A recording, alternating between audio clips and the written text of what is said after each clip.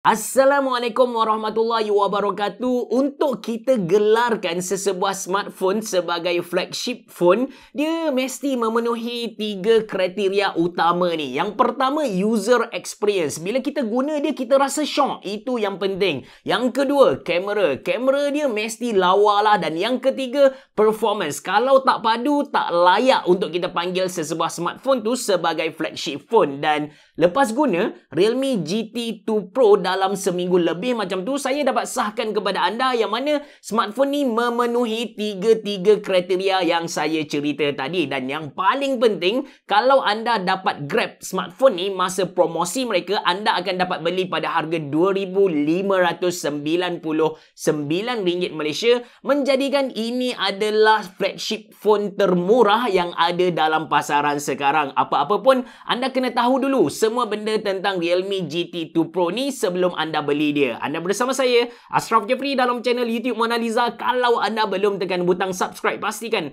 anda tekan butang subscribe dan juga button loceng yang ada dekat tepi dia tu. Jom!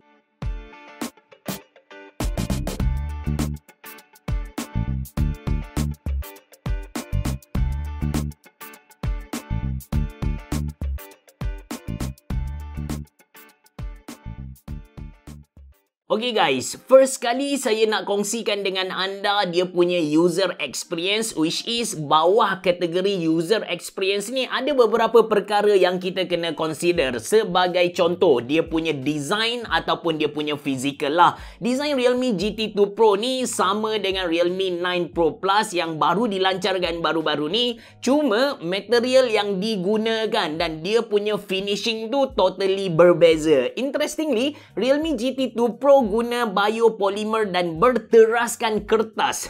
Kertas bosku. Satu material yang memang orang tak terfikir langsung untuk dijadikan material smartphone.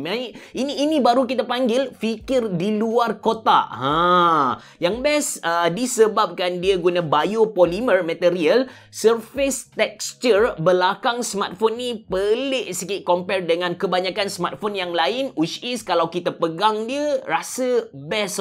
Best, seriously. Realme ada bagi satu plastik cover yang warna kelabu legap, but bagi saya macam tak payah guna benda ni. Rugi gila kot sebab dia punya, seriously, design dia memang lawa, memang patut kita show off dekat orang ramai. Dan disebabkan smartphone ni nipis 8.6mm sahaja, kemudian dia punya berat tu 199 gram, dekat tepi dia pakai silver metal frame yang mana bila kita pegang smartphone ni secara total memang best. Lepas tu, dia punya power button dan juga volume rocker tu bertentangan antara satu sama lain. Dia punya fingerprint scanner ada dekat bawah kaca display dia. Saiz skrin Realme GT2 Pro ni ialah 6.62 inci, guna AMOLED screen, nits dia 1300 max dan refresh rate 120Hz dengan LTPO 2.0 teknologi. Display yang kita nampak memang cantik, dynamic range dia besar, lagipun dia punya resolution ialah QHD+.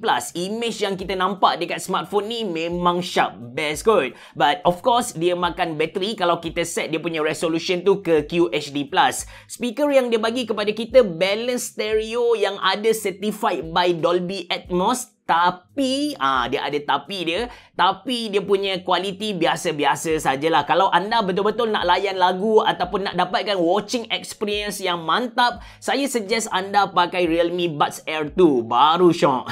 Dan bila kita bincang bab user experience ni kan, dia tak lari dari bincang tentang dia punya UI, user interface tu, which is Realme GT2 Pro ni pakai Realme UI 3.0 yang diperkasakan oleh Android 12 yang paling baru tu. Realme berikrar yang mereka akan bagi 3 tahun OS upgrade dan juga 4 tahun security update. Realme UI 3 ni offer banyak benda kepada kita. Macam contohlah, dia punya fluid space design. Lepas tu kita boleh buat emoji kita yang tersendiri. Ada smart theming engine, ada privacy indicator dan beberapa feature yang lain. Cuma saya yang selalu saya guna ada dua feature. Yang pertama, dia punya floating window 2.0 untuk buat 2 dua kerja dalam satu masa. Kemudian dia punya sidebar tu, saya letak My Sejahtera dekat situ. Bila nak scan kan, senang saja. Mula-mula kita turn on smartphone ni, lepas tu kita slide dari kanan ke kiri, dan kita tekan My Sejahtera, automatik boleh guna bosku.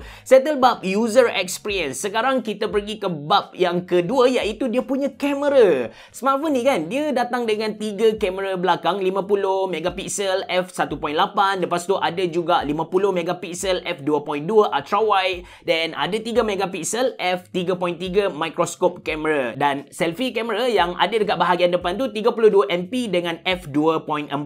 Ini beberapa image yang saya snap guna Realme GT 2 Pro. Kualiti image dia bagi saya cantik, sedap untuk sedap mata memandang. Warna dia agak terang, saturation memang tinggi. Anda boleh tengok warna rumput yang ada belah kiri, hijau dia tu memang lain macam bosku. But di era semua benda upload dekat IG dan juga Facebook ni, kita tak perlukan originality image tu kan. So okey lah kot, last kita pakai filter kak. Masalah dengan kamera dia ni, bagi saya autofocus dia macam kurang sikit, lagi-lagi kalau kita guna ultra wide punya kamera dan waktu malam.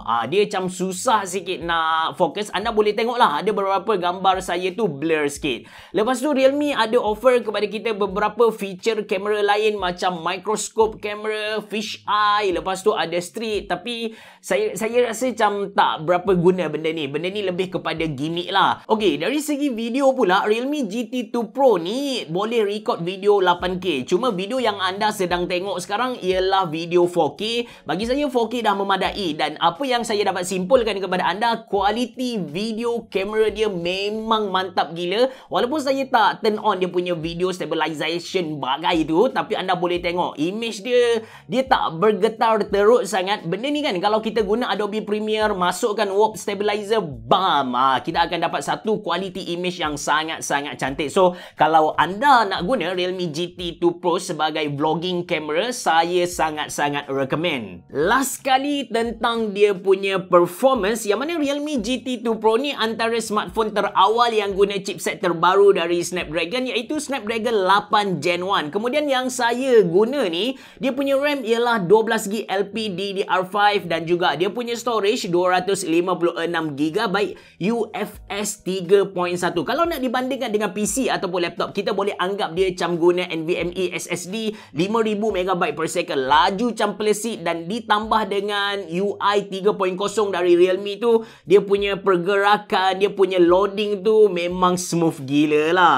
Untuk tahu dia punya performance macam mana, senang saja kita test dengan game yang paling demanding, iaitu Genshin Impact. Bila satu-satu smartphone tu boleh run Genshin Impact dengan smooth, bermaksud game-game yang kita kata game-game bukan lekeh lah, tapi game-game kecil macam Mobile Legend, PUBG Mobile, Free Fire, yang tu memang tutup mata, dia tapau habis lah. Untuk Realme GT 2 Pro ni, saya dah test dengan Genshin Impact. Dia punya default setting grafik ialah medium, tapi saya naikkan sikit ke high, tak ada masalah langsung. Kalau kita set ke highest, yang pertama dia akan rasa panas gila, dan yang kedua, di sesetengah tempat ataupun di sesetengah keadaan ketika kita war tu, memang ada masalah lah, akan ada lagging. Dekat sini kan, ada satu benda yang saya muskil sikit, sebab Realme GT 2 Pro ni, dia punya cooling system, dia pakai benda yang sama yang Realme pernah pakai dekat Realme GT Neo 2 yang saya review sebelum ni. Realme GT Neo 2 tak ada masalah heating bila kita guna dia dalam satu jangka masa yang lama. So maybe chipset yang digunakan oleh Realme GT 2 Pro ni ada sedikit, bukan masalah, tapi dia punya karakteristik tu macam tu. Dia panas bila kita guna dia dalam satu jangka masa yang lama. Cuma panas tu tak adalah mengganggu kita punya penggunaan. Dan last kali tentang dia punya bateri, yang mana Realme GT 2 Pro ni pakai bateri yang berkapasiti 5000 mAh, sebuah kapasiti yang besar untuk sebuah smartphone 8.6mm yang nipis ni. Dan yang paling penting, dia datang dengan Super Dutch 60W. Bila saya test charging kan, dari 0 hingga 100%, dia perlukan masa sekitar 30 hingga 40 minit sahaja. Itu secara keseluruhan tentang Realme GT 2 Pro. Cuma kalau kita fikir balik kan, kita fikir secara logik, kenapa Realme mampu jual pada harga RM2,599 Malaysia? Mesti ada something yang Realme tarik dari pengguna. Dan bila saya godek-godek, saya tahu yang Realme GT 2 Pro ni tak ada dua benda yang agak crucial. Yang pertama, IP rating walaupun dia pakai Gorilla Glass Victus, dan yang kedua, dia tak ada wireless charging. Untuk saya, kedua-dua feature tu adalah dua feature yang sangat-sangat crucial. Apa-apa pun, kalau anda sedang cari sebuah smartphone yang berharga bawah RM3,000 Malaysia untuk semua kerja buat anda, saya highly recommend anda untuk beli Realme GT 2 Pro ni. Itu saja dari saya. Kalau anda berminat untuk beli smartphone ni, saya sediakan link dalam ruangan description box below. Assalamualaikum warahmatullahi wabarakatuh. Bereboh. Jumpa lagi.